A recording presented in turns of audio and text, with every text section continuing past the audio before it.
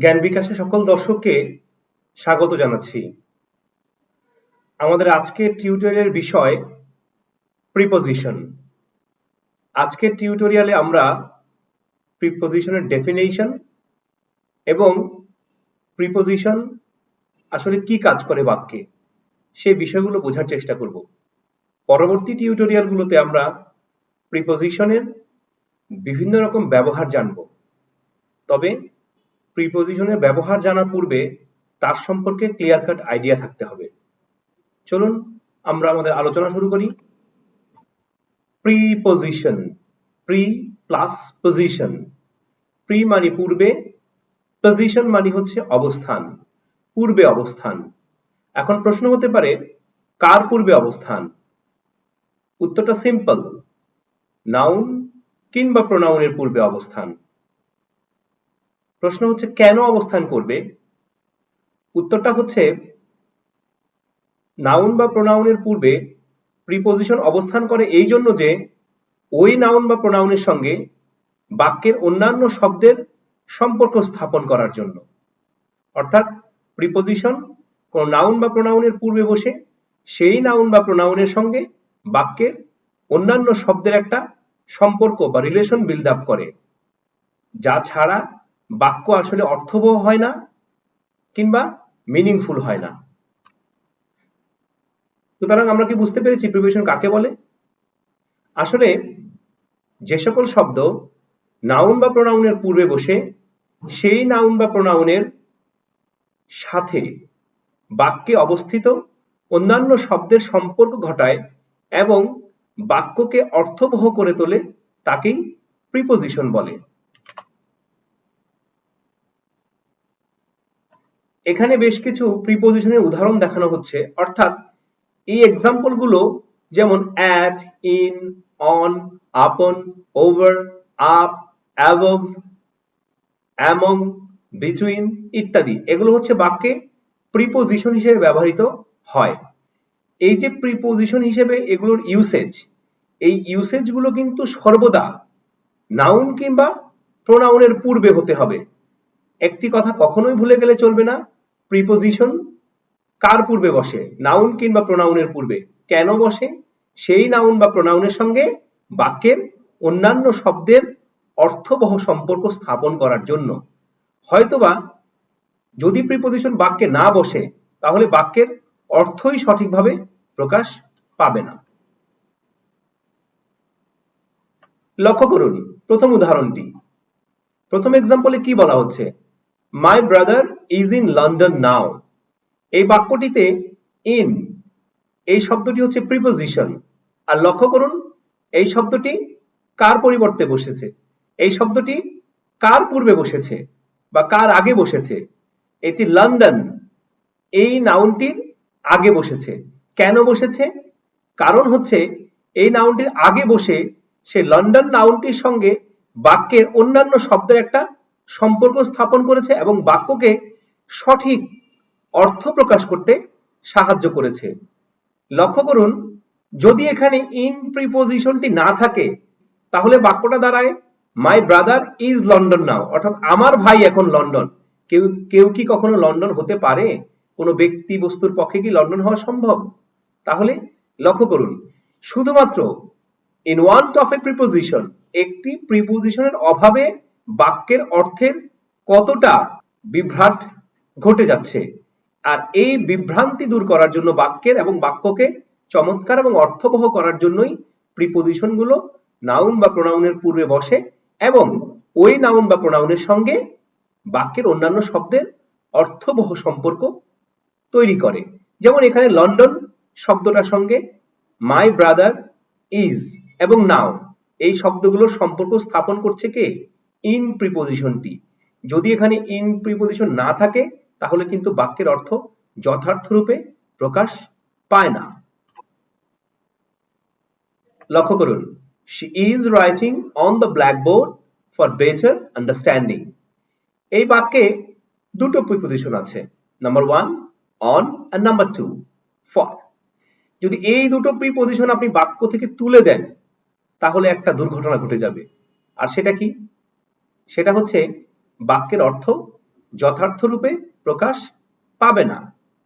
আর আমরা প্রথমে যে কথাটি বলেছি, অন, এই প্রিপজিশনটি বসেছে দ্য ব্ল্যাকবোর্ড এই নাউনের পূর্বে, আর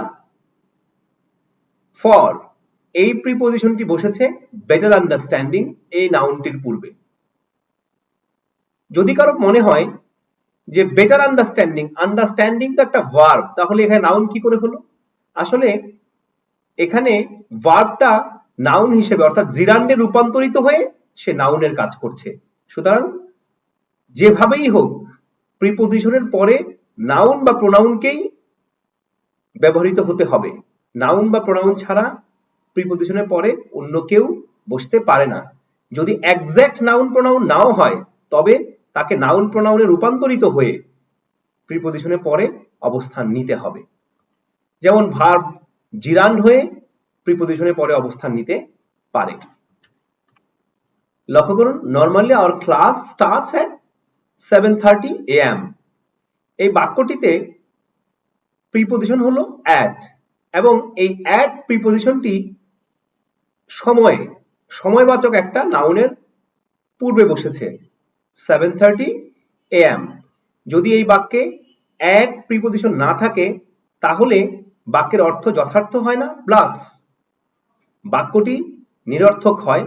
এবং লক্ষ্য করুন, এখানে 7:30 AM এই নাউনটির সঙ্গে our class, normally our class starts, এই শব্দগুলোর relation, meaningful relation build up কে করেছে? অ্যাট এই প্রিপজিশনটি।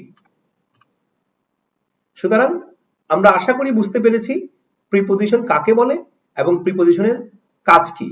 এখানে আমি আরেকটু বিস্তারিত বলতে চাই, সেটি হচ্ছে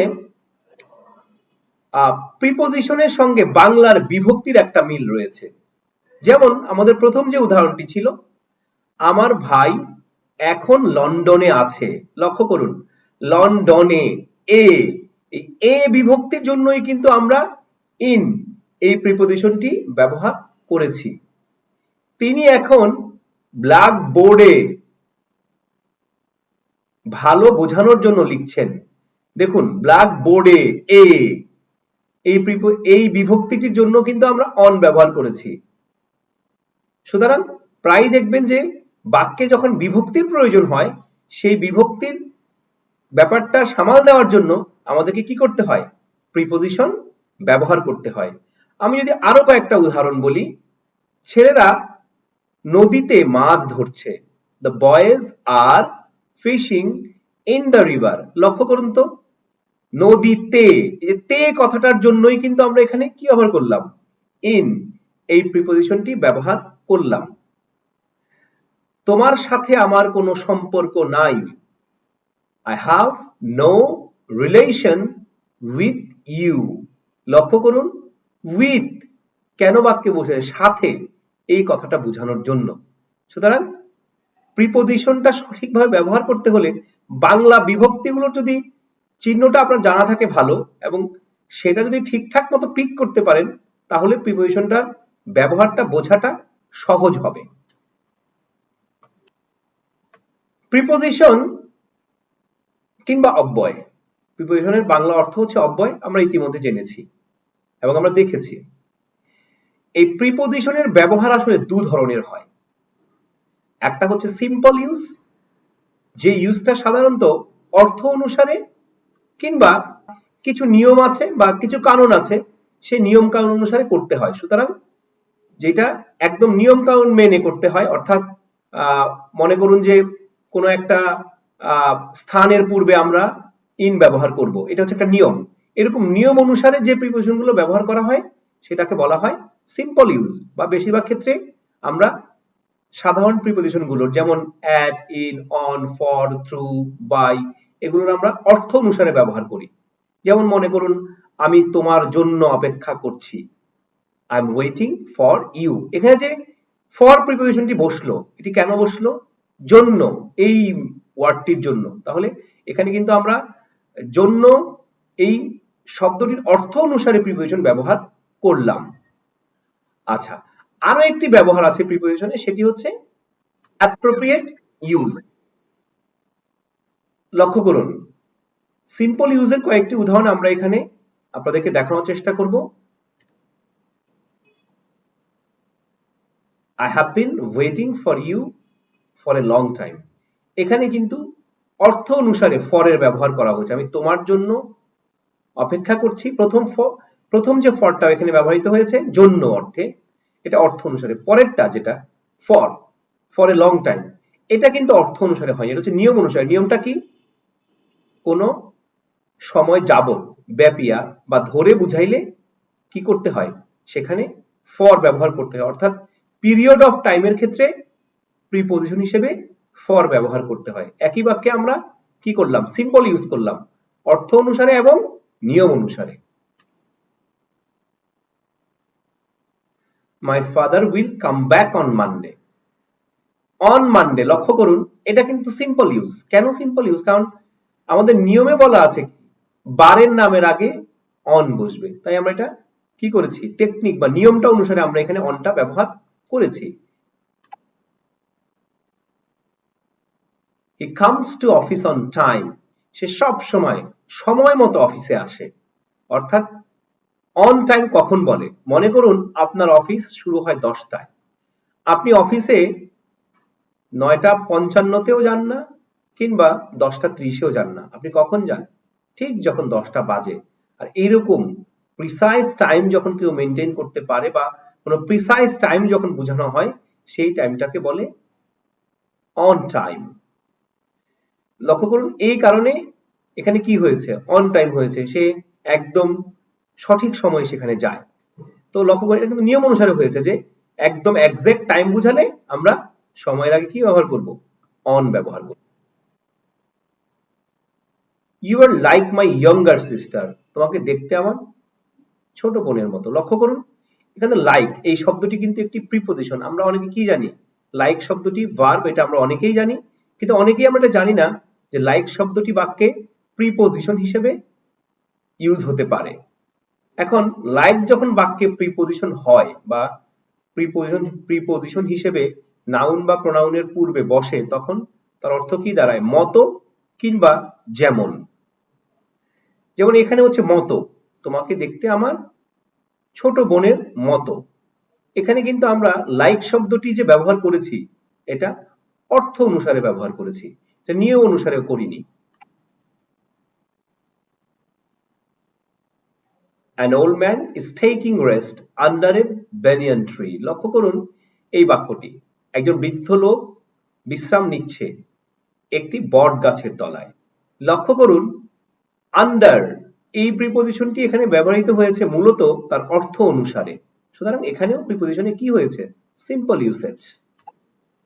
আমি এতক্ষণ যে উদাহরণগুলো আপনাদেরকে দেখানোর চেষ্টা করলাম, সেই উদাহরণগুলোতে যেটা বোঝানোর চেষ্টা করেছি সেটা হচ্ছে প্রিপোজিশনের সিম্পল ইউজটা কখন হয়? যখন আমরা নিয়ম অনুসারে কিংবা অর্থ অনুসারে প্রিপোজিশনকে আমরা ব্যবহার করি।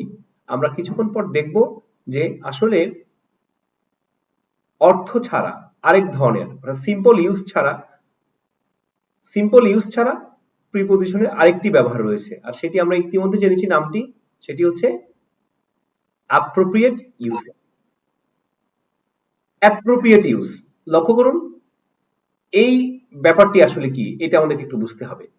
এখানে একই প্রিপোজিশন বিভিন্ন শব্দের সঙ্গে বসে বিভিন্ন রকম অর্থ প্রকাশ করে। অর্থাৎ আপনাকে এটা মুখস্থ জানতে হবে যে আপ লুকের সঙ্গে বসলে অর্থ কি হয়, আপ ব্রিং এর সঙ্গে বসলে অর্থ কি হয়, কিংবা আপ পুটের সঙ্গে বসলে তার অর্থ কি হয়।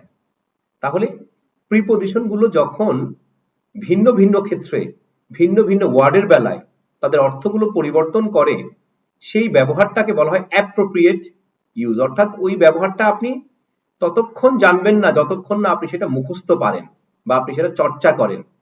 ঠিক আমরা প্রথমে যে সিম্পল ইউজটা দেখিয়েছি সেখানে কিন্তু আপনি নিয়ম কিছু জানলে এবং অর্থ জানলে আপনি ওই প্রিপোজিশন গুলো ব্যবহার করতে পারছেন।